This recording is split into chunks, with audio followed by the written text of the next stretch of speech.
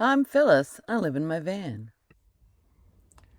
Hey y'all, I'm going to tell you about my grandfather.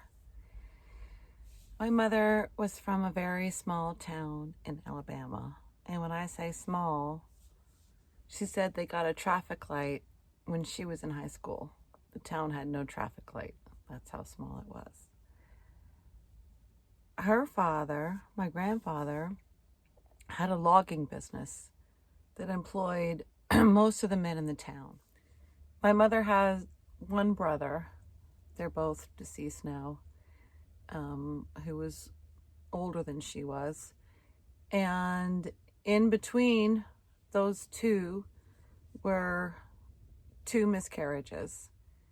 And I think there were at least two more miscarriages, if not three. And when I took care of my grandmother for a few months in my apartment, we were trying to not put her in a nursing home. She told me that after the last miscarriage, the doctor told her, you can't do this again. It's hurting your body. And she told me that she put her husband out of the bed because that was a long time ago when there was no pill, you know. So she told me she put him out of the bed. And I'm guessing, I don't know that for sure. I mean, not that it's a reason, but I think that was probably about the time that he started going after relatives, little girls. Um, it's a small town, and my cousin once said, our family tree isn't a tree, it's a bush. There are two families in that town, and almost everyone in that town has one of those two last names. We're inbred. So my grandmother and her sister married brothers. So my cousin is actually my second cousin. She's my age, but there were like, I think 13 children. So she was at the younger end. I did not remember what happened to me. And one day I was watching Gilligan's Island, and the skipper had these big fat hands, and I just got creeped out, and it all just came back.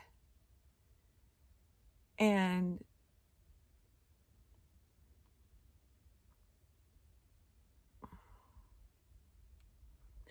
the thing about memories is, if you haven't thought of them, it's like it just happened.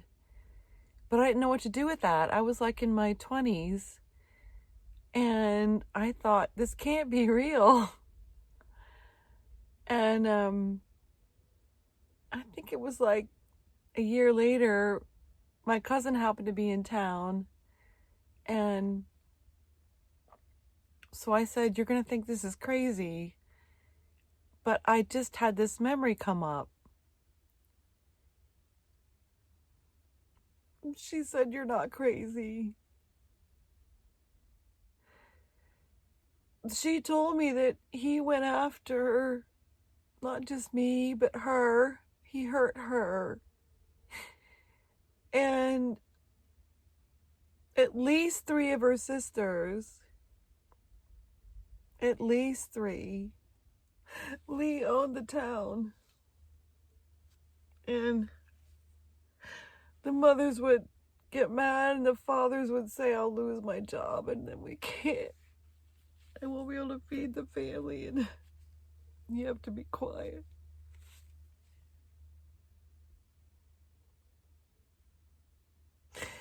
And I know that he did that for other people, but especially for that family, my cousin's family, because it was my grandmother's sister and his brother.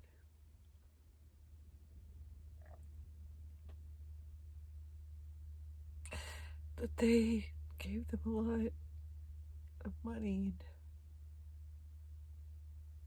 apparently that was, I mean, I don't, maybe it wasn't just to keep quiet, maybe it was just out of love, I don't know, but he molested at least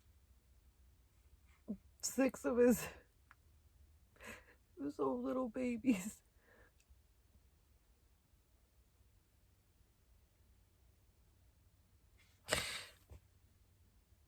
Yeah.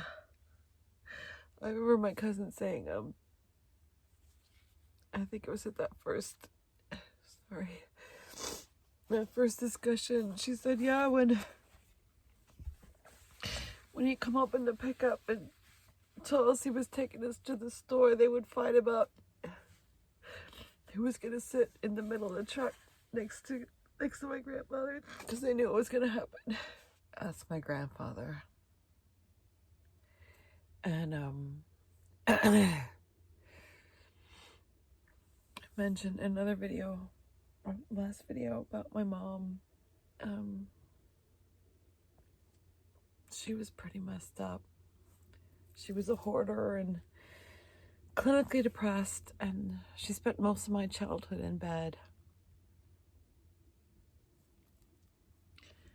And she was morbidly obese. And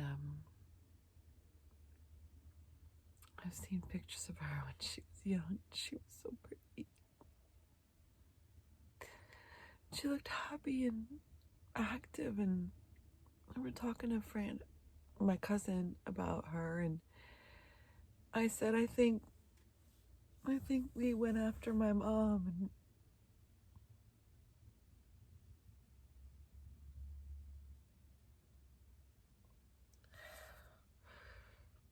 I think that would explain why she was so messed up.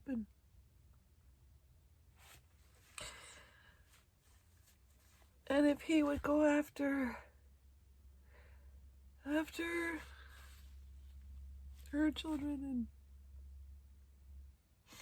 and his brother's children, why wouldn't he go after his own daughter?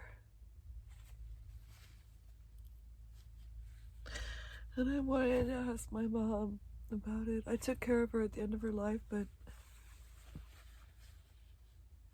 I just didn't have time. But as bad as it was for me and all my cousins and all those other little girls, I mean, who knows how many are there? There are. For it to be your own father. Of course she was messed up. You know,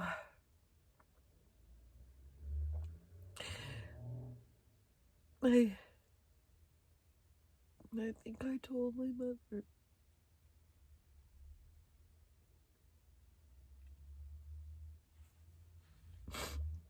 then about her dad. I had a lot of anger about that for a long time.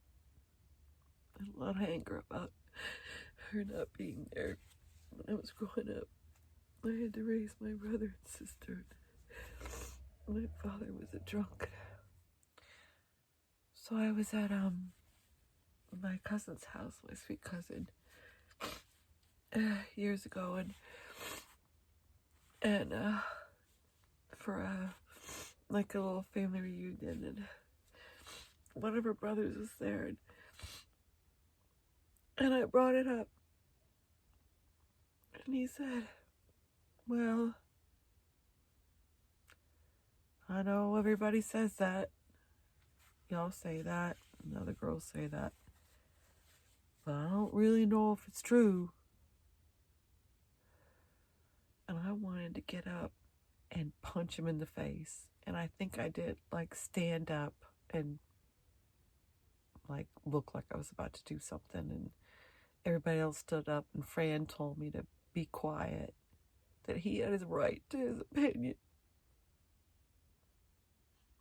No, you don't have that right. You don't have the right to tell us. So many little girls saying he did that. He said he didn't want to believe it because Lee helped that town. Even now, that's what that moment was like. I was getting abused all over again. That moment when he told me, I choose not to believe it, when he knew it was true. I could see in his eyes he knew it was true. But he didn't want to believe it because Lee built that town. Lee was a paragon of virtue. And then Fran, my cousin, who knew, she was one of them, and she told me to be quiet.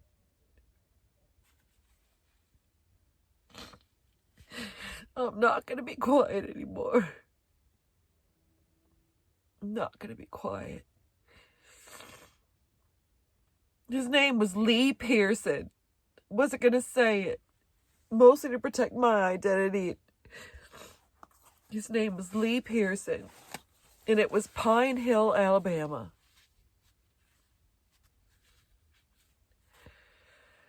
I wish there was a house so he's rotting in it.